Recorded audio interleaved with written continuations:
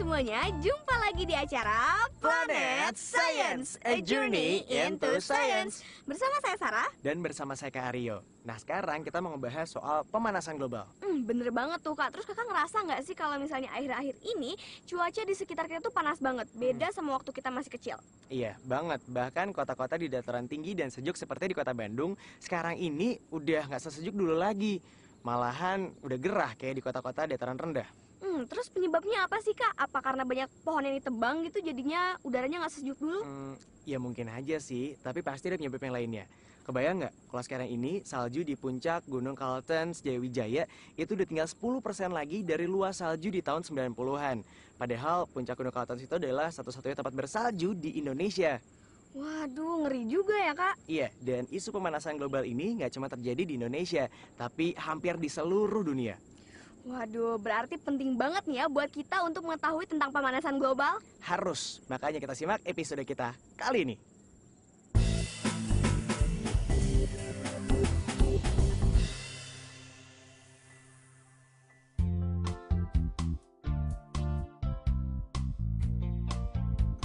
Pemanasan global merupakan fenomena kenaikan suhu bumi.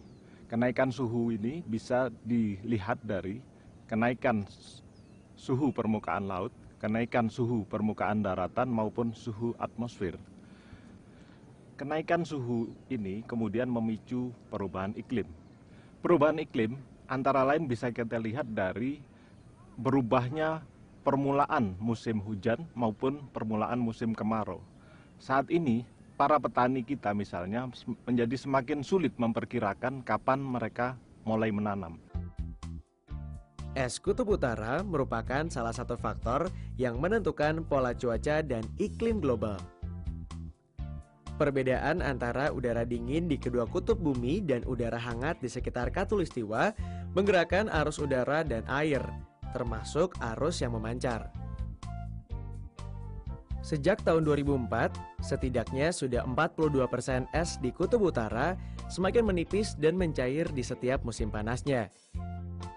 Para ilmuwan menggambarkan secara keseluruhan, es Laut Kutub Utara menipis sebanyak 7 inci atau 18 cm per tahun sejak tahun 2004.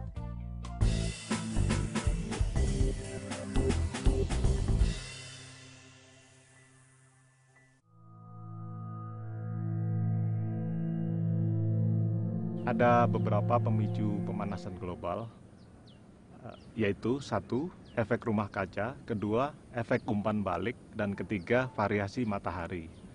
Yang pertama, efek rumah kaca adalah proses pemanasan permukaan bumi yang disebabkan oleh komposisi dan keadaan atmosfernya. Dalam kondisi konsentrasi gas rumah kaca normal, sebenarnya efek rumah kaca diperlukan untuk menjaga temperatur bumi, menjaga kehangatan bumi. Tanpa efek rumah kaca, suhu bumi akan terlalu rendah. Segala sumber energi yang terdapat di bumi berasal dari matahari. Sebagian besar energi tersebut berbentuk radiasi gelombang pendek termasuk cahaya tampak. Ketika energi ini tiba di permukaan bumi, ia berubah dari cahaya menjadi panas yang menghangatkan bumi. Permukaan bumi akan menyerap sebagian panas dan memantulkan kembali sisanya. Sebagian dari panas ini berwujud radiasi inframerah gelombang panjang ke angkasa luar. Namun, pemantulan panas keluar terkadang tidak sempurna. Menumpuknya jumlah gas rumah kaca seperti uap air, karbon dioksida, dan metana menyebabkan sebagian panas tetap terperangkap di atmosfer bumi. Gas-gas ini bersifat menyerap dan memantulkan kembali radiasi gelombang yang dipancarkan bumi dan akibatnya panas tersebut akan tersimpan di permukaan bumi. Keadaan ini terjadi terus-menerus sehingga mengakibatkan suhu rata-rata tahunan bumi terus meningkat. Kemudian yang kedua, efek umpan balik adalah berbagai proses alam yang mengikuti pemanasan global. Jika pemanasan global telah berlangsung, maka ini akan menghasilkan proses umpan balik. Pada kasus pemanasan yang terjadi akibat bertambahnya gas-gas rumah kaca seperti CO2, pemanasan akan menyebabkan lebih banyaknya air yang menguap ke atmosfer. Yang ketiga, variasi matahari. Meskipun kontribusi variasi matahari kepada isu pemanasan global saat ini masih berupa perdebatan di kalangan saintis, tetapi diyakini paling tidak dihipotesakan bahwa variasi matahari berkontribusi terhadap pemanasan global saat ini. Dua ilmuwan dari Duke University mengestimasikan bahwa matahari mungkin telah berpengaruh terhadap 45-50% peningkatan temperatur rata-rata global selama periode 1900 sampai 2000.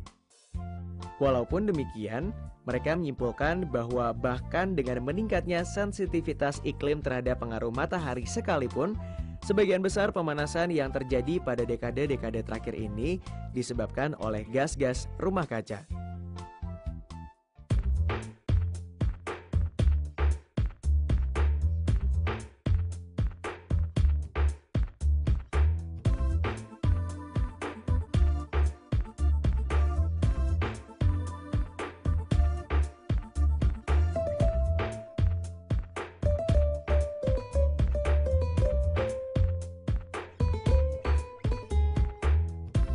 Manakah di antara tiga gambar ini yang tidak menyebabkan pemanasan global?